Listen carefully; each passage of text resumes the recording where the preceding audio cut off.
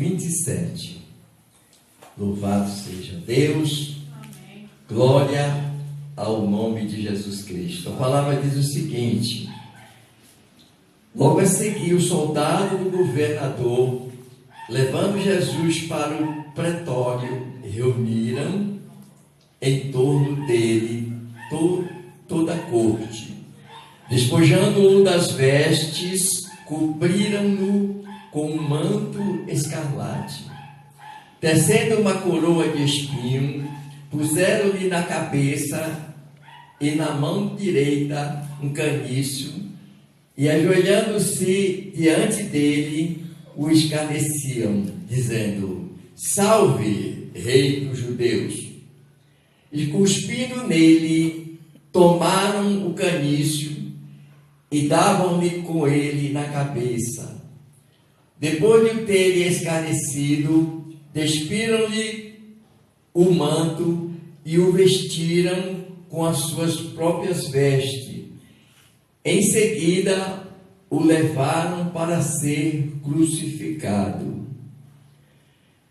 O 32 diz o seguinte: ao saírem, encontraram um sirineu chamado Simão, a quem obrigaram a carregar-lhe a cruz.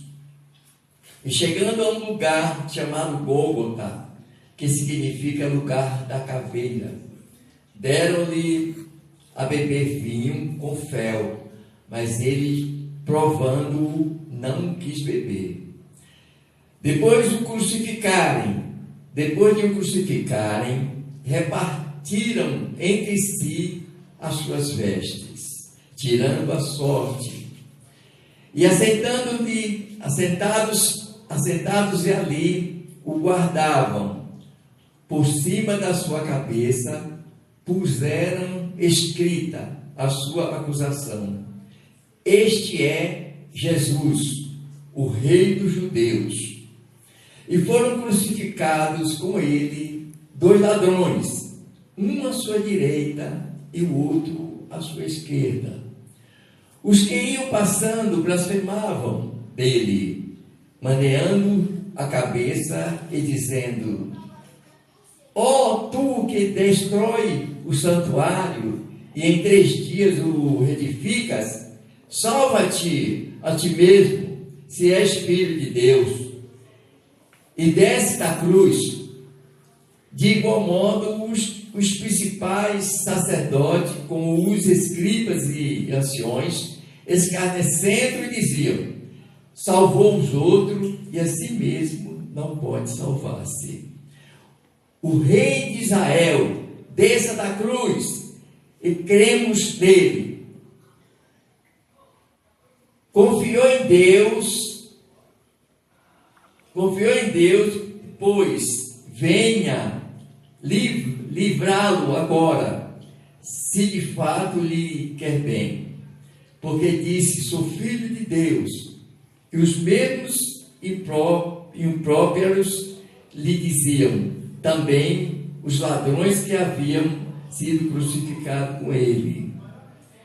O 45 diz o seguinte: desde a hora 6ª até a hora 9ª, houve trevas sobre toda a terra.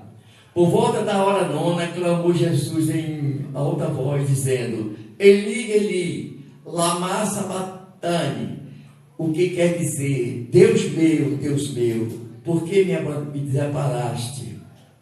E alguns dos que ali estavam, ouvindo isto, diziam: Ele chama por Elias.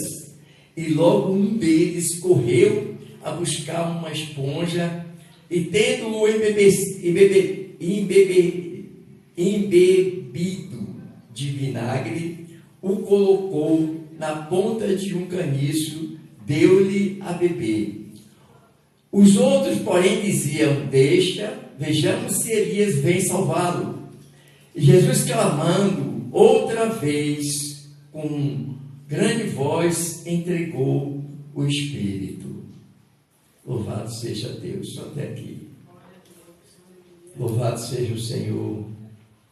Glória ao teu santo nome. Amados, nós não imaginamos, não podemos nem pode até passar uma visão em nossas mentes, daquele momento tão cruel, tão triste, tão solitário, tão, vamos dizer assim, amados, humilhante, que o nosso Salvador passou por nós. E aí é que me vem na memória, já tem um dizer popular e antiga, o que me vem na memória e que me traz esperança, na verdade, é que o Senhor, que acabei de falar agora há pouco, Ele morreu, mas hoje vive e reina para todos sempre. Louvado seja Deus. Mas o que me traz na memória, amados, é o seguinte, que muitos de nós não reconhecemos a grandeza de poder ter essa pequena sabedoria que o nosso Salvador, Ele morreu, Ele deu a sua vida para que através da morte dele, o quê? Tivéssemos salvação, tivéssemos vida eterna. E voltando um pouquinho, amados, louvado seja Deus, vamos ver Isaías, no capítulo 53, que já foi pregado, inclusive, a semana passada pelo pastor Alexandre, no versículo 4 e 5, que diz o seguinte: certamente Ele tomou sobre si as nossas enfermidades e as nossas dores levou sobre si. E nos reputamos por aflito, ferido de Deus e oprimido. Mas Ele foi transpassado pelas nossas transgressões e moído pelas nossas iniquidades. E o castigo que nos traz a paz estava sobre Ele. E pelas suas pisaduras fomos sarados. Amém, igreja? Louvado seja Deus. Então, amados, veja bem que o profeta Isaías, ele, antes da vinda de Jesus, há cerca de, vamos dizer assim, entre 700 e 800 anos, antes da vinda de Jesus, o profeta Isaías ele nos trazia esta mensagem, dizendo que ele diria aí as nossas dores, enfermidades, já estava sobre ele. Então, para nós que cremos na morte e ressurreição de Jesus, nós temos essa certeza, que além de todos os nossos pecados, além das nossas iniquidades, todo o nosso, o pecado que estava sobre nós, né? As nossas transgressões, Jesus levou ali no madeiro. Naquela via dolorosa em que Jesus passava, ali Ele estava levando toda a nossa iniquidade. Evidentemente que ali foi consumado, quando Ele, clamando em voz alta, falou: Senhor, Deus meu, está escrito aqui, por que me desamparaste? Porque, amados, nós sabemos que ali, o pastor Alexandre, a pastora Evelyn, que todos que aqui estão, nós sabemos que ali o Senhor Jesus estava, humanamente falando, não tinha nada de amparo, de poder sobre ele, porque o que nós sabemos que ali ele se desfez de todo o poder, de toda a glória, para que pudesse ali, né, levar sobre si os nossos pecados, as nossas iniquidades. E ali nós sabemos que o Senhor Jesus Cristo também, além de estar levando sobre o nosso pecado, a nossa iniquidade, Ele levou também ali, Senhor, as nossas transgressões, tudo que Satanás havia colocado em nossas vidas, Jesus Cristo levou ali.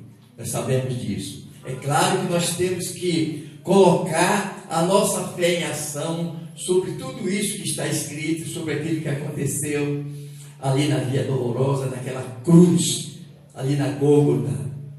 Então, amados, olha assim, vamos voltar um pouquinho atrás, aqui, onde, no livro de Mateus, né?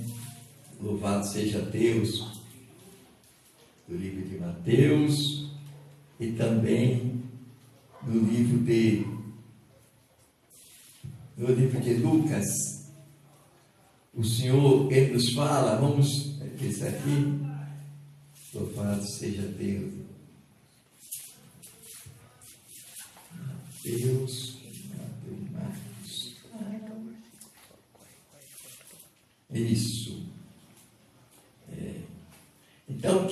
seguinte, que Jesus ali orando, quando Jesus foi ali orar com o discípulo, ele sentiu o peso, amados, dos nossos pecados.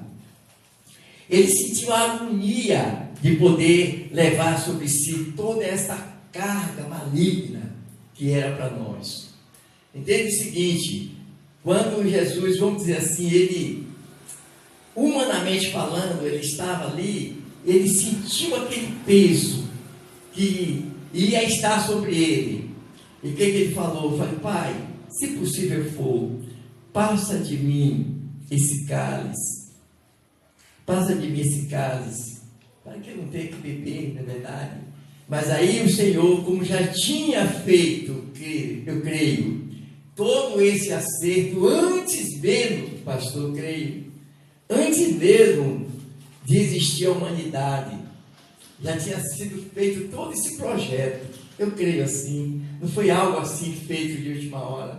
Todo o projeto de Deus já estava elaborado, já estava certinho. Creio assim, pastor? Amém?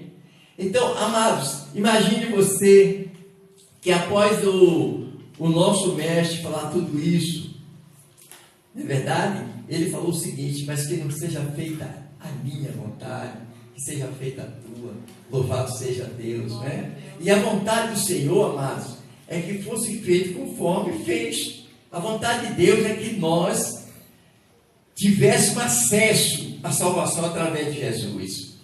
A vontade de Deus é que todos, através do livre-arbítrio, possam chegar a Cristo. Aqueles que creem, aqueles que querem. Amém? Então, aqueles que não creem, a Bíblia fala que todos aqueles que creem serão salvos. O que não crê será condenado. Esse livre-arbítrio dá acesso, amados, a hoje nós estamos aqui, ou talvez, se não quisermos, estamos em outro lugar. Não é verdade? Isso não quer dizer que, pura e simplesmente, por estarmos, vamos dizer assim, desfrutando de um lazer, isso não tem nada a ver. Eu estou falando, amados, aqueles que não dão crédito à pregação, aqueles que não acreditam na morte e na ressurreição de Cristo, aqueles que não têm fé no Filho de Deus. Aí é que entra, amados, o perigo de quê? Da morte eterna. Então, eu quero dizer para você que nós precisamos fazer mais, pastor. Nós precisamos nos unir mais em pró do Reino de Deus. Nós precisamos verdadeiramente buscar mais e mais a presença de Deus e fazer o quê? Fazer aquilo que a Bíblia nos diz, nos ensina. Jesus, ele deixou uma ordenança: ide por todo mundo, pregar o Evangelho a toda criatura. Aquele que crê e for batizado será salvo. O que não crê já está condenado. Então, amados, aqui no livro de Mateus, no capítulo 27, no versículo 27, é claro que antes disso, Jesus já estava sendo, vamos dizer assim, açoitado, ele já vinha sendo humilhado e tal. E aí, neste momento, né, ele logo a seguir, os soldados do governador, a força maior do governo, né, levando Jesus para o pretório, reuniram em torno dele a corte. Quer dizer, todos aqueles poderosos se reuniram ali. Imagine você, um homem que pura e simplesmente foi ali levar a verdade, pura e simplesmente foi ali pregar o quê? Pregar a vida, pregar o amor de Deus. Imagine a acusação desse homem, era isso, mudando o conceito da realidade que eles viviam naquela época. Então, o que acontece? Aí, amados, olha aqui. E logo assim, isso aí foi meio rápido, até acho, despojando-os das vestes, cobriram-no com um manto escarlate. Quer dizer, tiraram as vestes de Jesus e ali só cobriram com um manto escarlate, com um manto escarlate. Tecendo uma coroa de espinho, puseram na cabeça e na mão direita um canício, e ajoelhando-se diante dele, o escarneceu, dizendo: salve, rei dos judeus. Imagine vocês, um Deus todo-poderoso que se desfez da sua glória por amor a mim, por amor a todos que aqui estão, por amor a toda a humanidade da terra. Um Deus que estava ali com o próprio Pai, que Ele é o próprio Deus, e ali, Ele olhando para a humanidade, Ele não tutubiou, quando o Senhor fez esse propósito com o Filho, porque Deus sabia que nenhum homem poderia fazer aquilo que Jesus fez, porque Deus sabia que, humanamente falando, ninguém suportava essa dor, essa humilhação, esse sofrimento e essa morte. Ninguém suportava por amor a um ser que ingrato somos e éramos mais ainda, porque éramos inimigos de Deus, né? Então, o louvor que a Zuleika acabou de louvar nos diz que, na verdade, éramos inimigos de Deus, né? E isso diz muito que aqueles amados que até ali viram muita coisa sendo feita através de milagres, através até de ressurreição, grandes milagres que Jesus fez, e muitos estavam ali, e muitos deles também blasfemavam. Você entendeu? Você não diz que derruba aí o templo, depois você não entendeu nada, né? Depois reconstrói de novo. Aí salvou tantos, e agora a si mesmo você não pode salvar. Amados, que também não sabiam o propósito de Deus através de seu Filho para com toda a humanidade. Ele não sabia, e muitos hoje, amada igreja, não sabem. Porque se soubesse, queridos, eu duvido que uma pessoa que sabe da grandeza desse amor de Deus para conosco, hoje deixaria ele, por exemplo, estar ouvindo uma mensagem, que seja aqui, seja em outro lugar, uma mensagem de Cristo, uma mensagem de Deus para as nossas vidas, para estar em outro lugar qualquer. Você entendeu? O que nos traz, o que nos traz, não traz nada, não é verdade? Então, em agradecimento a Deus pelo teu amor, pela morte do seu Filho Jesus Cristo para nos salvar, é que nós reunimos todos os dias de culto. E hoje, por ser uma sexta-feira, que chamamos de sexta-feira santa, porque todos os dias são santos, nós sabemos disso, mas chamamos de santa, vamos dizer até popular, porque foi nesse dia, né, me parece que o historiador, não sei se eu estou correto ou não, me falaram que foi o dia, mais ou menos, eles falam que foi o dia 7 de abril, mais ou menos, pastor, eu não sei se então, mas a data exata não importa, é que foi numa sexta-feira, amém, que comemoramos desde o princípio, desde quando eu me conheço por gente, menininho, eu vi o meu pai, e naquela época, pastora Sandra, pastora época Zuleika, era algo muito diferente do que é hoje. Naquela época, o primeiro filho que se levantava, de um a um, levantava, se colocava de joelho, e ali dava bênção ao pai, né? E o pai, ele respondia com ele: louvado seja o nosso Senhor e Salvador Jesus Cristo. Bem, era assim que era. E aí, baseado talvez na tradição, nós ficávamos ali sem comer nada até 1 da tarde. Aí 1 da tarde, aí esbanjávamos de comida, viu? Era assim que funcionava. Neste dia, nós não ouvíamos música, nem violão. É o contrário. Até as cordas de violão que meu pai gostava de tocar, ele tirava do violão naquele dia. Então era um silêncio total, né? Era mais ou menos isso, viu? E talvez da tradição. Só que, amados, era coisa que aprendíamos através de outras pessoas, não é verdade? Nós respeitando todos os dias, porque todos os dias são dias abençoados por Deus para a nossa vida. E o dia de sexta-feira da paixão, que chamamos, não é diferente. Amém? É um dia que nós nos alegramos, nós desde cedo, em oração, agradecemos ao Senhor pelo teu sacrifício, morte e ressurreição. Isso nós temos que fazer. E seguir as nossas vidas normais, conforme a palavra do Senhor nos ensina. Não está falando para você ficar, vamos dizer assim, confinados. Amado, era quase assim que acontecia. Você quer saber de uma coisa, pastor?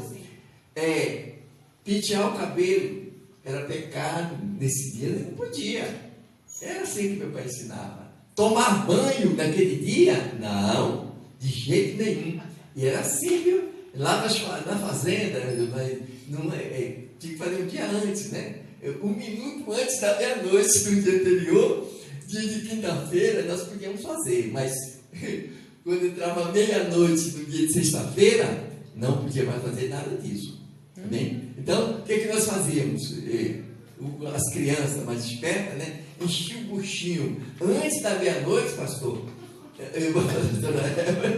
Comíamos bastante antes da meia-noite de quinta-feira, né? Quando entrava a sexta-feira, que já era meia-noite, né?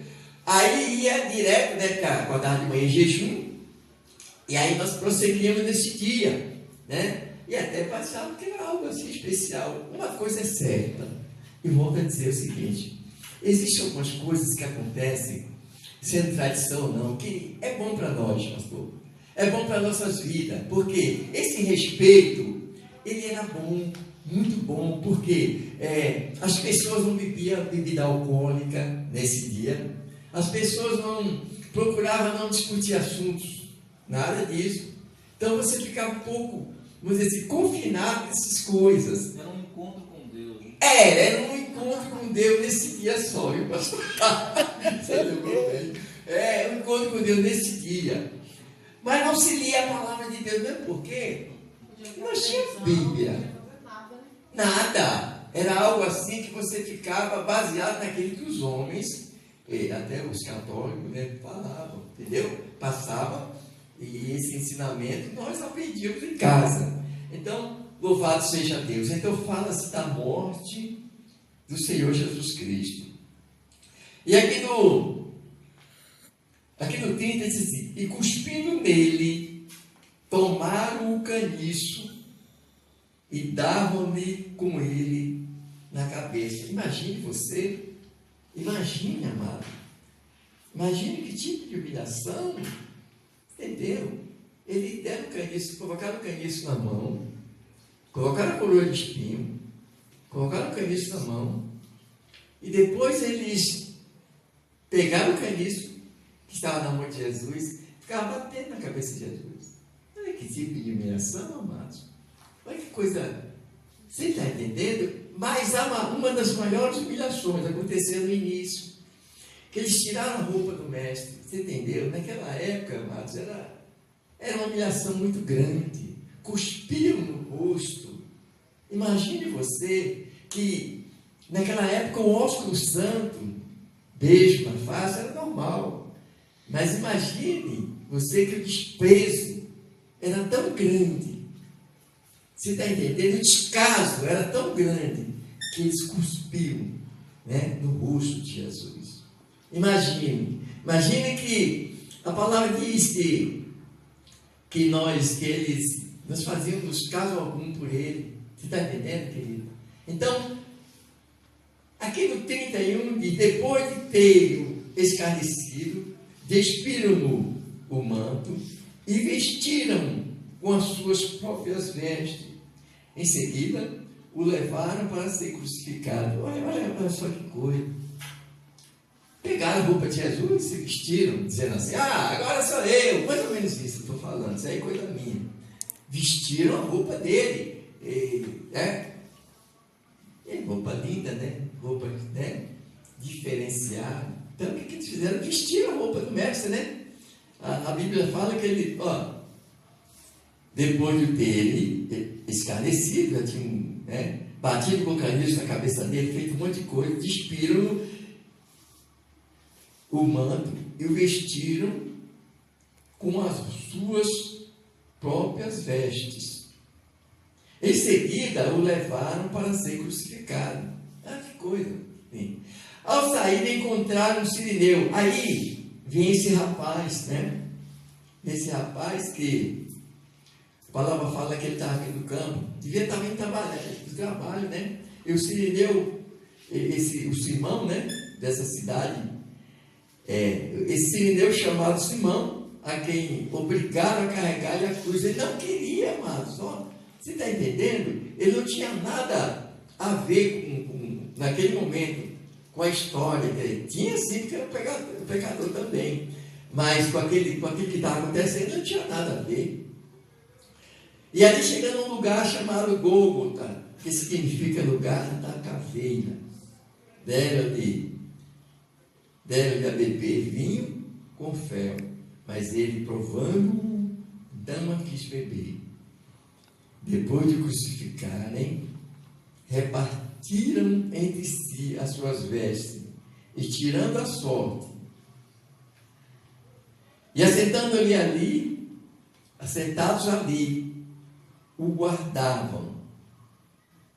Por cima da sua cabeça puseram escrita a sua acusação. Olha o que estava escrito: este é Jesus, o Rei dos Judeus. Olha, ai, meu Deus do céu. Este é Jesus, o Rei dos Judeus. E foram crucificados com ele 2 ladrões, um à sua direita e o outro à sua esquerda. E os que iam passando blasfemaram dele, meneando a cabeça e dizendo: oh, tu que destrói o santuário e em 3 dias o reedificas, salva-te a ti mesmo, se és filho de Deus, e desce da cruz. Imagine você, amado. O projeto era esse. Todos nós já sabemos que o projeto de Deus é que o seu filho fosse ali, cumprisse tudo aquilo que as Escrituras nos ensina para ser cumprido. E aí, aos 33 anos, ele se entregasse. Amados, ali, por que a palavra nos fala, pastoras, leitores que aqui estão, que ele mesmo falou: Pai, perdoa eles, que eles não sabem o que fazem. Por quê? Porque ele sabia que ele não sabia o que estava fazendo mesmo. Porque, na verdade, pastor, eu entendo que ali não foi o governador, não foi o soldado romano, não foi a traição de Judas. Nada disso fez com que Jesus fosse ao Calvário. Nada disso fez com que Jesus se entregasse. E nós sabemos, amados, que o que fez Jesus se entregar na cruz foi o amor de Deus por nós. Este amor, amados, é inexplicável. Eu sei, vocês sabem que esse amor, ele não tem dimensão. Esse amor de Deus por cada um de nós, amados, não tem dimensão. Amém? Nós sabemos que Deus amou o mundo de tal maneira, esse tal inexplicável, que deu seu próprio Filho, para que todo aquele que nele crê não pereça, mas tenha vida eterna. Aleluia. Glória a Deus. Então, amados, esse amor é que fez com que o próprio Pai, a palavra nos fala que Jesus, quando ele disse: Pai, por que me desamparaste? É porque naquele momento, o que diz aqui no 46? 46, volta da hora nona, clamou Jesus em alta voz, dizendo: Eli, Eli, lama sabachthani, que quer dizer: Deus meu, por que me desamparaste? Você imagine só. Por isso que eu falei, amados, nós temos que saber que ali estava desprovido de poder. Ele estava naturalmente humano. Você entendeu? E naquele momento eu até creio que se Deus tivesse de hoje fixado o seu filho, dificilmente ele morreria, porque o poder estava ali. O olhar do Senhor estava sobre o filho. Eu acredito que ali, por Deus ter tirado o olhar do seu filho foi para se cumprir aquilo que está escrito, foi para que ele se entregasse. Amém? Porque senão, amados, já pensou o pai olhando para aquela cena horrível? Olha que amor, mas amou a humanidade. É claro que ele sabia que o seu filho se entregaria ali, ele se entregou à morte, mas no terceiro dia ele tomaria de novo. Amém? Por isso, amados, que nós sabemos e nós temos a certeza que a morte do Senhor para todos nós e a sua ressurreição não foi em vão. Nós temos que agradecer ao Senhor a cada instante das nossas vidas, por ter esse entendimento, por ter esse pequeno entendimento. Nós temos que glorificar a Deus e ao seu Filho amado Jesus e ao teu Santo Espírito, porque nos abriu esse entendimento para que através da morte e ressurreição de Cristo nós tivéssemos acesso direto ao reino da glória, à salvação, através da morte do seu Filho Jesus Cristo. E louvado seja Deus. Amado, isso nos dá o quê?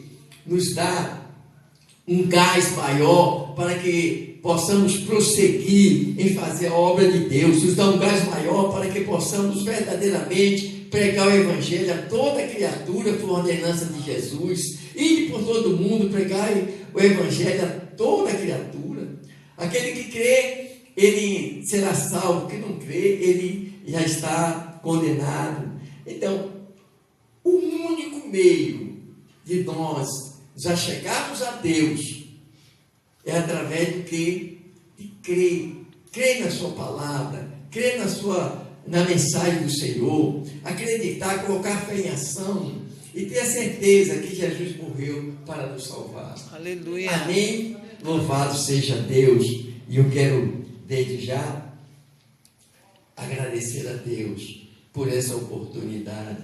Agradecer ao Senhor porque o Senhor é bom e a sua misericórdia dura para todos sempre.